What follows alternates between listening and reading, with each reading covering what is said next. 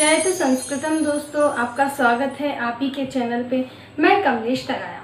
पिछली वीडियो में हमने देखा कि स्वर कितने होते हैं, स्वर कौन कौन से, अर्थात हमने वर्ण का ज्ञान लिया। वर्ण में सबसे पहला बिंदु हमने स्वरों का ज्ञान लिया और उससे पिछली वीडियो में हमने देखा कि संस्कृत क्या होती है और संस्कृत का अर्थ क्या होता है। आपको ये जानना है कि मेरी पिछली वीडियो में क्या था और उसे ज़रूर देखिए, मैं उसको डिस्क्रिप्शन में डाल दूंगी।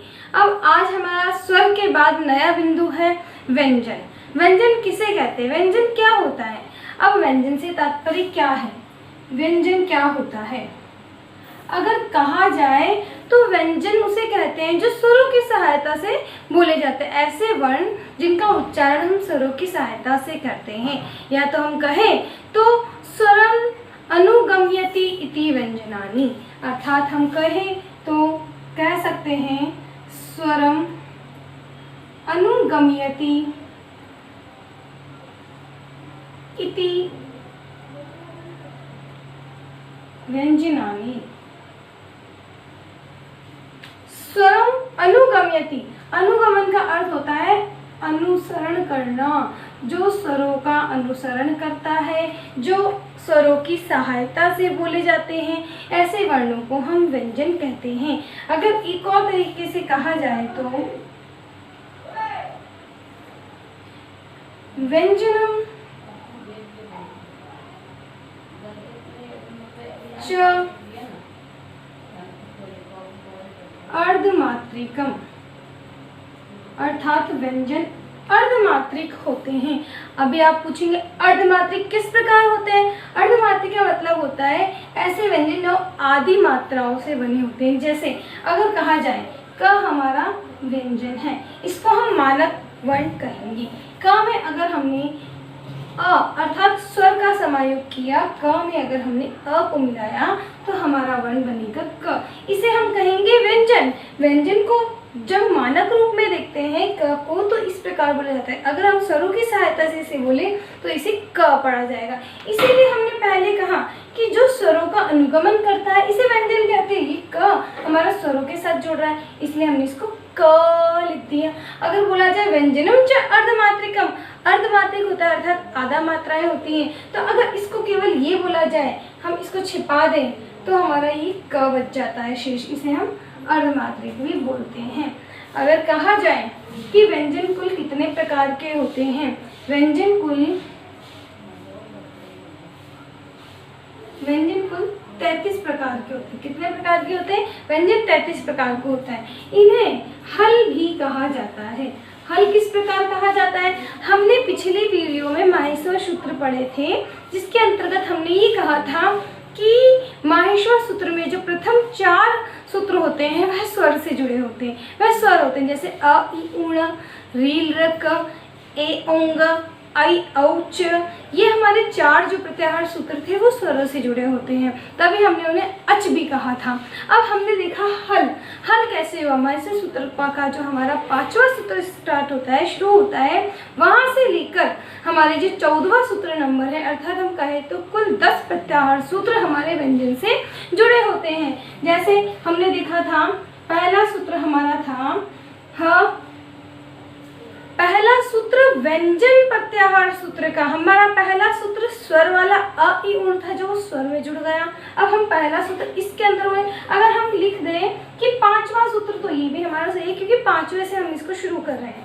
ह य व र ट, छठा हमारा है ल ण, 7वां य म ड न न म,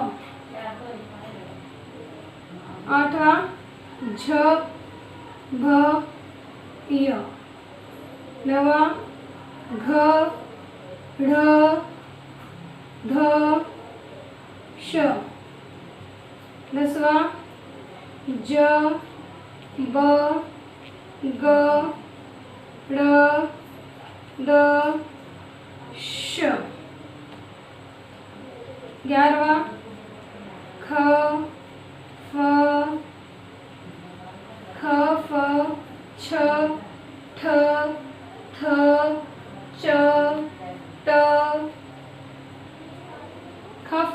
चट चटतव, स्ट त व। 12वां क प य। 13वां श श स र। अब हमारा लास्ट अंतिम प्रत्याहार सूत्र बचा ह ल। अब जब हमने इनको कहा कि ये हल भी कहलाते हैं, हल कहलाने से तात्पर्य इस ह से लेकर इस ल वर्ण तक जो हमारे प्रत्याहार सूत्र है, वर्ण है, उन सभी को हम हल व्यंजन कहेंगे। व्यंजन को हल कहा जाता है संस्कृत में। अब यहाँ देखिए आपको सभी वर्ण मिल जाएंगे, जितने भी व्यंजन में वर्ण होते हैं। अगर हमने बोला 33 होते हैं, वो किस प्रकार से होते हैं? पहला, हम इसको स्पर्श व्यंजन के रूप में देखते हैं। दूसरा, हम इसको अंतस्थ व्यंजन के रूप में देखते हैं। तीसरा, ऊष्म वर्ण के रूप में हमने देखते हैं। अब इनको हम एक एक को देखेंगे कि इनमें कौन कौन से वर्ण ऐसे आते हैं जो हमारे व्यंजन के अंतर्गत होते हैं, कौन से स्पर्श व्यंजन होते हैं, कौन से अंतस्थ व्यंजन होते हैं और कौन से हमारे ऊष्म वर्ण होते हैं।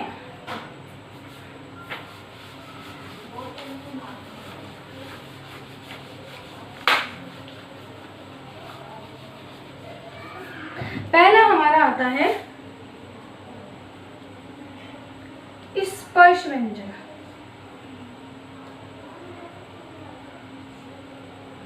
अगर हम कहें तो काद्यो मा अवसानाम स्पर्शाः, काद्यो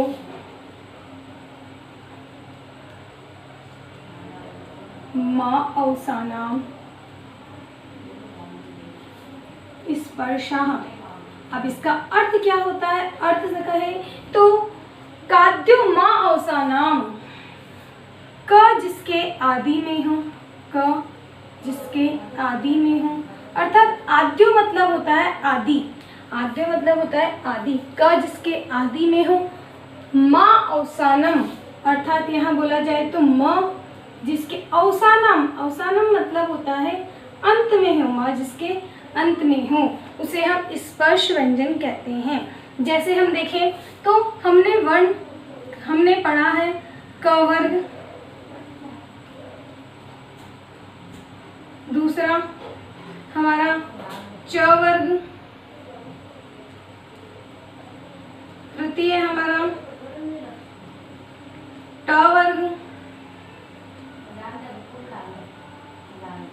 चतुर्थ हमारा ट वर्ग, अंतिम हमारा प वर्ग। जैसे आपको पता है इनके अंदर 5-5 वर्ण आते हैं, तो हम एक एक को डिटेल में देखते हैं।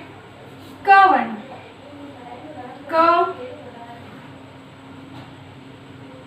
ख, ग, घ, ल, ये हो गए हमारे कितने?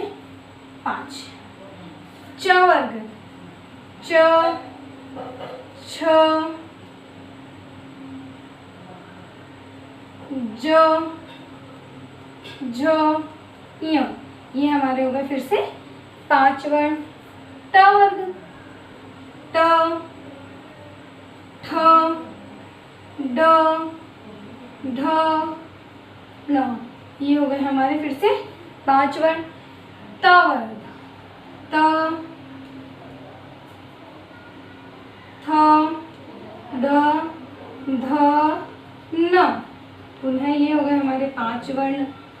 प वर्ग, प, फ, ब, भ, म, ये हमारे हो गए 5। अगर जब हम इनका योग करेंगे तो इनका कुल योग हमारा होता है 25। पंचविंशति अगर हम कहें तो इनका हमारा योग होता है पंचविंशति। संस्कृत में हम 25 को कहते हैं पंचविंशति। हमारे स्पर्श व्यंजन कितने होते हैं? पंचविंशति। कौन कौन से? कुचु टुतु पु। अगर हम कहें क वर्ग, च वर्ग, त वर्ग, त वर्ग, प वर्ग। अगर इसको अगर एक सूत्र के द्वारा याद किया जाए या हम इसको छोटे रूप में याद करें तो कु, चु, टू, तू, पु, हमारे स्पर्श व्यंजन होते हैं। और इसी को हम एक तरह से और बोल सकते हैं उदित वर्ण। उदित वर्ण, उदित वर्ण से तात्पर्य होता है इनके नीचे जो ऊ वर्ण होता है, ऊ होता है, उसका हमारा लोप हो जाता है। अब क के नीचे जब हमारा ऊ है, इसका हम लोप कर देंगे तो हमारा बचेगा क वर्ण। क वर्ण बचने पर हम इसका पूरा का पूरा क वर्ग का ये बता देंगे। ये हमारे स्पर्श व्यंजन होते हैं। दूसरा इसके पश्चात हमारा होता है अंतःस्थ व्यंजन। अंतःस्थ व्यंजन, अंतःस्थ व्यंजन 4 होते हैं। य, व, र, ल। य, व, र, ल, ये कुल होते हैं 4। इनकी योग होती है 4। अगर कहे अंतःस्थ व्यंजन का अन्य नाम क्या है? अंतःस्थ व्यंजन का अन्य नाम होता है यण वर्ण, या हम कहे तो यण प्रत्याहार। इसके बाद हमारा तीसरा वर्ण होता है ऊष्म वर्ण, ऊष्म व्यंजन।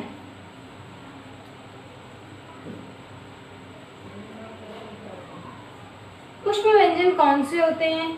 श, श, स,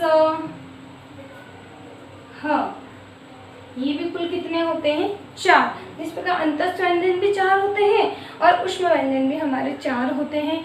श, श, स, ह। अब कहें कि ऊष्म व्यंजन का अन्य नाम क्या कहा जाता है? ऊष्म व्यंजन को अन्य नाम किस नाम से बोला जाता है? तो हम इसको कहेंगे शल प्रत्याहार या शल वर्ण के नाम से भी इन्हें जाना जाता है। हमने तीनों को डिटेल में पढ़ा। अब हम एक छोटा सा एक चार्ट बना देंगे कि स्पर्श व्यंजन कितने होते हैं, अंतःस्थ व्यंजन कितने होते हैं और हमारे ऊष्म व्यंजन कितने होते हैं। हमने पढ़ा था कि व्यंजन हमारे 33 होते हैं। व्यंजन के अंतर्गत हमने पढ़ा था कि स्पर्श व्यंजन होते हैं। स्पर्श व्यंजन हमारे कुल होते हैं, स्पर्श व्यंजन हमारे कुल 25 होते हैं। हमने एक सूत्र के माध्यम से पढ़ा था कु, चु, टू, तू, पू।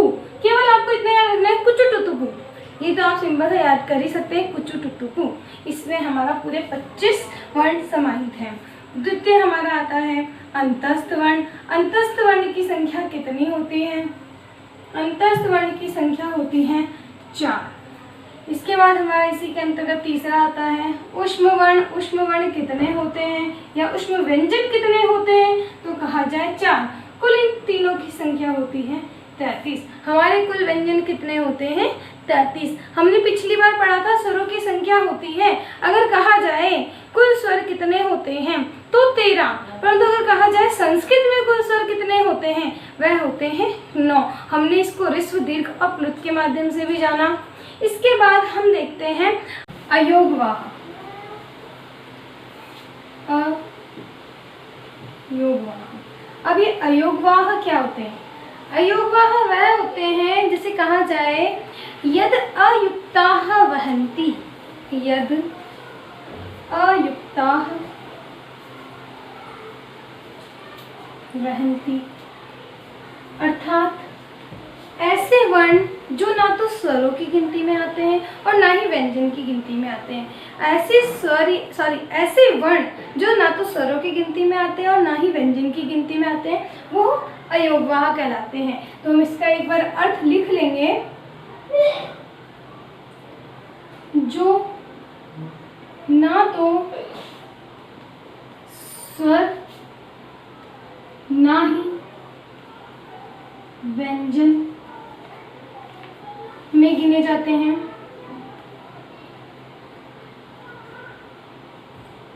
व्यंजन में गिने जाते हैं, वह अयोगवाह कहलाते हैं। अब अयोगवाह कुल कितने प्रकार के होते हैं? अयोगवाह 4 प्रकार के होते हैं। अगर इनको बांटा जाए तो पहला अनुस्वार, दूसरा विसर्ग, तीसरा अर्ध विसर्ग और चौथा यम। अब हम इनको एक एक को विस्तार से पढ़ेंगे। जैसे अगर पूछा जाए अयोगवाह कुल कितने होते हैं, तो अयोगवाह कितने प्रकार के होते हैं? 4 प्रकार के होते हैं। कौन कौन से होते हैं? अयोगवाह 4 प्रकार के होते हैं। अगर हम कहा जाए, पहला अनुस्वार, दूसरा हमारा होता है विसर्ग, तृतीय अर्ध विसर्ग,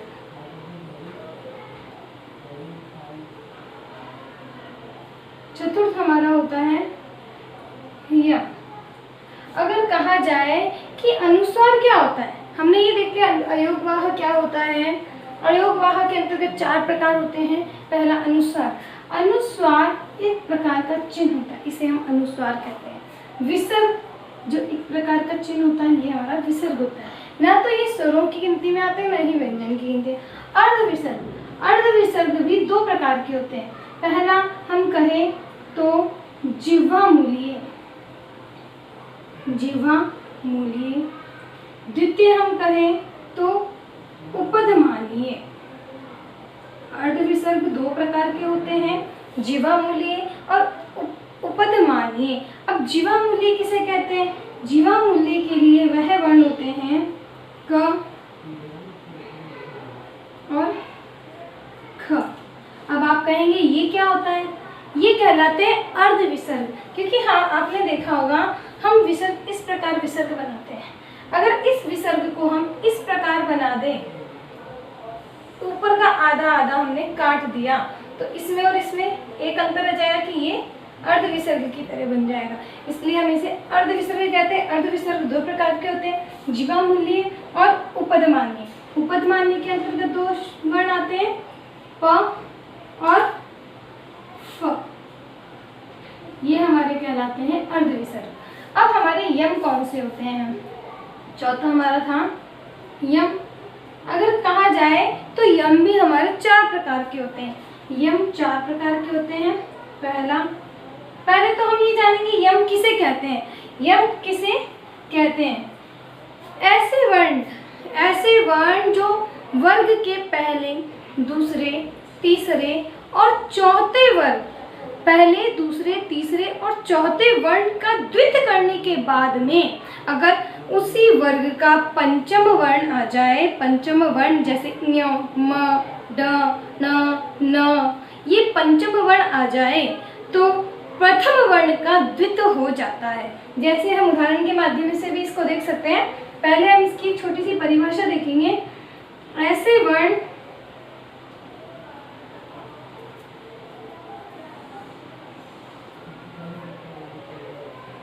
प्रथम, द्वितीय, तृतीय व चतुर्थ वर्ण का, चतुर्थ वर्ण को द्वित्व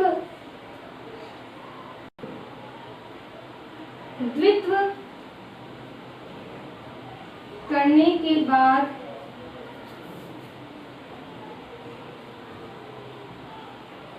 पंचम वर्ण य, म, ड, न आने पर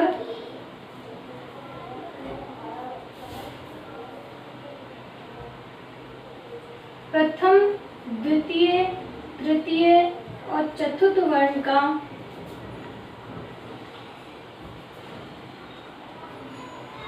द्वित्व हो जाता है। अगर हम कहें कि यम किसे कहते हैं? ऐसे वर्ण प्रथम जो वर्ग के प्रथम, द्वितीय, तृतीय और चतुर्थ वर्ण को द्वित्व करने के बाद पंचम वर्ण य, म, ड, न आने पर प्रथम द्वितीय तृतीय चतुर्थ, यही प्रथम द्वितीय तृतीय चतुर्थ वर्ण का द्वित हो जाता है, उसे ही हम यम वर्ण कहते हैं। अब ये किस प्रकार होते हैं ये देखते हैं।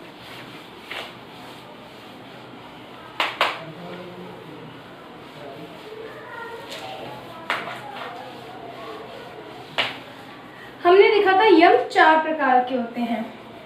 यम हमारे 4 प्रकार के होते हैं।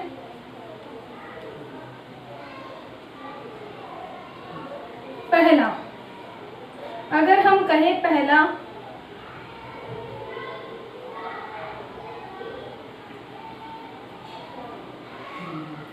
पविक्नी, द्वितीय चखंतु, तृतीय अग्नि, चतुर्थ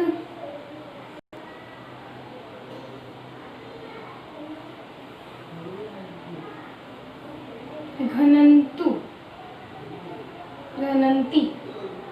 अब यहाँ पर हम इसको कैसे पहचानेंगे कि ये यम वर्ण होता है?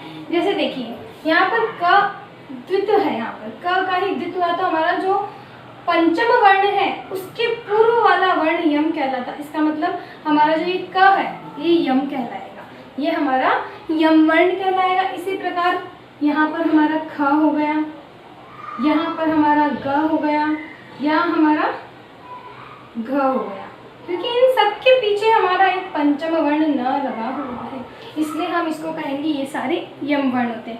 अगर कहा जाए कि अयोगवाह कितने होते हैं? 4 होते हैं, परंतु पाणिनि शिक्षा के अनुसार अयोगवाह 8 होते हैं। किस प्रकार? हमने देखा कि जो पहला अनुस्वार, द्वितीय विसर्ग, तृतीय हमने अर्ध विसर्ग देखा। अर्ध विसर्ग के 2 प्रकार होते हैं, पहला जीवामूलीय, द्वितीय उपधमानीय। तो हमारा ये पहला अनुस्वार, द्वितीय विसर्ग, तृतीय जीवामूलीय, पंचम हमारा उपधमानीय, हमारे इन्हीं को चतुर्थ हमारा उपधमानीय, इन्हीं को हमारे 4 तो पाणिनि शिक्षा में आ गए। इसके बाद हमारे यम 4 होते हैं, ना कि यम 1 है हमारे लिए। अयोगवाह में यम 1 है, परंतु पाणिनि शिक्षा के अनुसार ये 4 होते हैं। कौन कौन से? पविक्नी, चखंतु, अग्नि और घनंतु। अब हम एक बार पाणिनि शिक्षा के अनुसार सारे वर्णों को देख लेते हैं।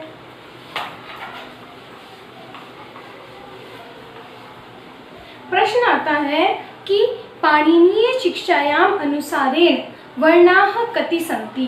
पाणिनीयाः शिक्षायाम अनुसारेण वर्णाः कति सन्ति? अर्थात कहा जाए तो हमारी पाणिनि शिक्षा के अनुसार वर्ण कितने होते हैं? उनकी संख्या होती है 63 या 64। अब किस प्रकार वो आइए देखते हैं। पाणिनीय शिक्षा के अनुसार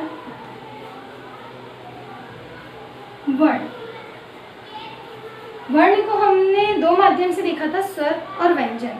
तो स्वर कौन कौन से होते हैं ये देखते हैं। पाणिनि शिक्षा के अनुसार स्वरों के अंतर्गत हम देखेंगे कि पाणिनि के अनुसार स्वर इन्होंने बताए हैं 21 या 22। आप कहेंगे हमने तो स्वर हमारे 9 ही पढ़े थे, हमारे 21 और 22 नहीं होते। नहीं, परीक्षा में जब आता है स्वराणि कति सन्ति तो आपको बताना है 9, परंतु पूछा जाए पाणिनि शिक्षायाम अनुसारेण स्वराः कति सन्ति? 11 है व 12 है, 11 12 है व। अब देखते हैं यहाँ पे कैसे। अ, ई, उ, री, री, ए, आई, ओ, औ। हमारे ये स्वर होते हैं। कितने हो गए टोटल? 1 2 3 4 5 6 7 8 9। ये तो हमारे स्वर होते हैं जो हम 9 गिनते हैं। पाणिनि शिक्षा के अनुसार अब कैसे? अब अ जो हमारा स्वर है, हमने स्वरों को 3 प्रकार से जाना था, ह्रस्व, दीर्घ और प्लुत। उसी के अनुसार हम देखते हैं हमारा जो अ स्वर है वो ह्रस्व में भी आता है, दीर्घ में भी आता है और प्लुत में भी आता है। इसी प्रकार ये भी ह्रस्व में आता है, इसकी संख्या दीर्घ में भी ली जाती है और इसकी संख्या प्लुत में भी ली जाती है। इसी प्रकार ऊ जो स्वर है ये भी हमारा ऋस्व, दीर्घ, प्लुत तीनों में इनकी संख्या ली जाती है। इसी प्रकार ऋकार, हमने देखा था ऋकार हमारा मूल स्वर होता है, वो ऋस्व में भी आता है, दीर्घ में भी आता है और प्लुत में भी आता है। तो इसी प्रकार हमने इसको ले लिया ऋस्व, दीर्घ और प्लुत। इसी प्रकार अब री वर्ण ऐसा है जिसको हम मूल स्वर अर्थात ऋस्व में भी मानते हैं और हम इसको प्लुत की संख्या में भी गिनते हैं। कई बार इसको ऋस्व में ही गिना जाता है, प्लुत में नहीं गिना जाता। तो पाणिनि शिक्षा के अनुसार इसको ऋस्व या प्लुत में गिना जाता है। इन दोनों में से इनकी संख्या एक ही ली जाती है, इन दोनों में से इनकी संख्या एक ही ली जाती है। अब इसी प्रकार ए हमारा दीर्घ स्वर होता है, ऋस्व स्वर में नहीं आएगा, तो इसका हमारा बनता है दीर्घ स्वर और प्लुत। इसी प्रकार हमारा ऐ का बनता है दीर्घ और प्लुत स्वर में। ओ का हमारा बनता है दीर्घ और प्लुत स्वर में। इसी प्रकार हमारा औ आता है दीर्घ और प्लुत में। ठीक है, अब इसके पश्चात हम इनकी संख्या देख लेते हैं। 1 2 3 हमारी ये संख्या हो गई 3। इसी प्रकार ई की संख्या हो गई हमारी 3। इसी प्रकार इसकी संख्या ऊ की, री की संख्या हमारी 3। अगर हम इसको री को 1 भी गिन सकते हैं या हम इसको 2 भी लिख सकते हैं। इसी प्रकार ऐ को हम 2 गिनेंगे, ऐ ओ ओ। अगर हम इन सबकी पूरी संख्या गिनते हैं तो ये हमारे होते हैं 21 या 22। अगर प्रश्न आता है पाणिनि शिक्षायाम स्वराः कति सन्ति, तो हम बोलेंगे 11 12 वा। इसी प्रकार हम यहाँ लिख सकते हैं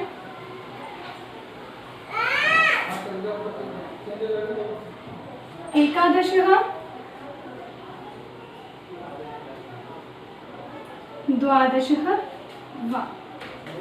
अब हमने देखा पाणिनि शिक्षा के अनुसार स्वर। पाणिनि शिक्षा के अनुसार व्यंजन 42 कहे जाते हैं। अब किस प्रकार, आइए देखते हैं। द्वितीय हमारा हुआ व्यंजन। व्यंजन हमारे बोले जाते हैं 42। अगर इसको संस्कृत में कहें तो द्वाचतुर्दश। ये हमारे 42 कहे जाते हैं। अब किस प्रकार, आइए देखते हैं। पहला हमने देखा था स्पर्श व्यंजन। स्पर्श व्यंजन वह होते हैं जैसे हम कहें काद्यो माँ अवसाने स्पर्शाः, अर्थात जो क से शुरू होते हैं और माँ पे खत्म होते हैं। तो हम इसके लिए लिख सकते हैं, एक सूत्र के माध्यम से लिख देते हैं इसको, कु चु टू तू पू। अगर इसको लिखे क से माँ तक, और ये कुल कितने होते हैं 25। ये हमने पूर्व में व्यंजन पढ़ा था, तब पढ़ा था स्पर्श व्यंजन 25 होते हैं, अर्थात पंचदश, पंचविंशति, अर्थात पंचदश नहीं पंचविंशति। पंचदश मतलब 15, पंचविंशति मतलब 25। इसी प्रकार हम देखते हैं अंतस्थ वर्ण। हमने अंतस्थ वर्ण भी पढ़ लिए थे। अंतस्थ वर्ण वह होते हैं जो मुख के अंदर से बोले जाते हैं, हमारे अंदर से उनके लिए वायु निकलती है, उसे अंतस्थ वर्ण कहते हैं। इसलिए हमने इसका सूत्र एक पढ़ा था अंतस्थानाम, अर्थात इनको यण प्रत्याहार भी कहते हैं। तो हम यहाँ पे लिख देते हैं यण प्रत्याहार। इनकी संख्या कुल होती है 4। तो हम इसको य व र ल इस प्रकार भी लिख सकते हैं और इनकी संख्या होती है 4। इसी प्रकार हम आगे देखते हैं। तीसरा हमारा होता है उष्म वर्ण। उष्म कौन कौन से होते हैं? इन प्रत्याहारों को हम शह शल भी कहते हैं, शल प्रत्याहार भी कहते हैं इन वर्ण को। शल प्रत्याहार में हमने देखे थे श श स ह। इनकी कुल संख्या होती है 4। उष्माणाम अर्थात शल प्रत्याहार श श स ह, इनकी संख्या होती है 4। इनके पश्चात हमने देखा था अयोगवाह। अयोगवाह हमने देखे थे कि एक होता है हमारा अनुस्वार, द्वितीय विसर्ग, तृतीय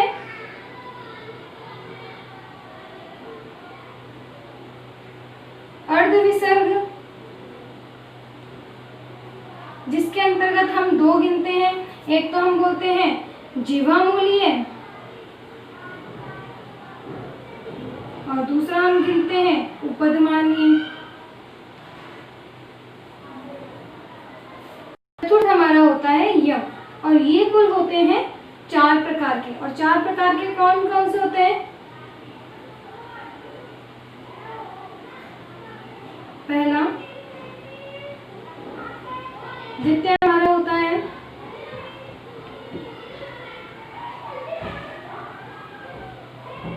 तृतीय, चतुर्थ हमारा होता है। अगर इनकी कुल संख्या बोली जाए कि ये कुल कितने होते हैं, तो हम इनकी संख्या लिखते हैं पाणिनि शिक्षा के अनुसार हमारे ये 8 गिने जाते हैं। अयोगवाह कुल 8 गिने जाते हैं। इसके पश्चात अब बोला जाए कि सर हमने ये गिन लिए 25, 4 और 4 33। ये व्यंजन तो हमारे सामान्य रूप से बोले जाते हैं। 33 और 8 हमारे हो गए 41। अब हमारा बचा एक व्यंजन। एक व्यंजन इसके अंदर 5 अंक होता है दुह स्पष्ट। दुह स्पष्ट ये इस प्रकार का लिखा जाता है। इसको हम इस प्रकार लिखते हैं। इसको पढ़ा जाता है ल। जैसे आपने ऋग्वेद का सूत्र है अगणि मिलय, अगणि मिलय, इसमें ल बोला जाता है। ये ऐसा व्यंजन है जो तालु और मूर्धा इनकी सहायता से बोला जाता है। ये पाणिनि शिक्षा के अंतर्गत आता है। तो ये हमारा एक व्यंजन हो गया। कुल इनकी संख्या होती है 42। अगर इनको हम पूर्ण रूप से गिनते हैं तो इनकी संख्या होती है 42। कुल व्यंजन हमारे हो गए 42। अगर पूछा जाए पाणिनि शिक्षा के अनुसार व्यंजन कितने होते हैं, तो हम बोलेंगे द्वाचतुर्दश 42। अब हमने देख लिए पूरे व्यंजन भी हो गए। इसके अंतर्गत हमने स्वरों की संख्या देखी। पाणिनि शिक्षा के अंतर्गत स्वरों की संख्या हमने देखी 21 या 22। इसी प्रकार हमने व्यंजन की संख्या भी देखी। व्यंजन की संख्या हो गई 42। अगर हम इसका योग करें तो ये निकलती है 43 या 64। अगर कहा जाए पाणिनि शिक्षा के अनुसार वर्ण कुल कितने होते हैं, 63 या 64 होते हैं। आज हमने व्याकरण के अंतर्गत व्यंजन का ज्ञान लिया। पिछली वीडियो में हमने स्वरों का ज्ञान लिया था। हमने स्वरों के अंतर्गत ह्रस्व दीर्घ प्लुत को मात्राओं के आधार पर, स्थान के आधार पर और नासिका के आधार पर बांटा। फिर व्यंजन को हमने स्पर्श, अंतस्थ, उष्ण वर्ण के आधार पर देखा और हमने पाणिनि शिक्षा के अनुसार किस प्रकार वर्णों को बांटा गया है वो देखा। अब आपको हमारी वीडियो पसंद आई हो तो इसे शेयर, लाइक और सब्सक्राइब करना ना भूलें। और अगर इसके अकॉर्डिंग कोई भी आपके पास क्वेश्चन होता है, समस्या होती है, आप कमेंट बॉक्स में प्लीज़ कमेंट कर सकते हैं। धन्यवाद।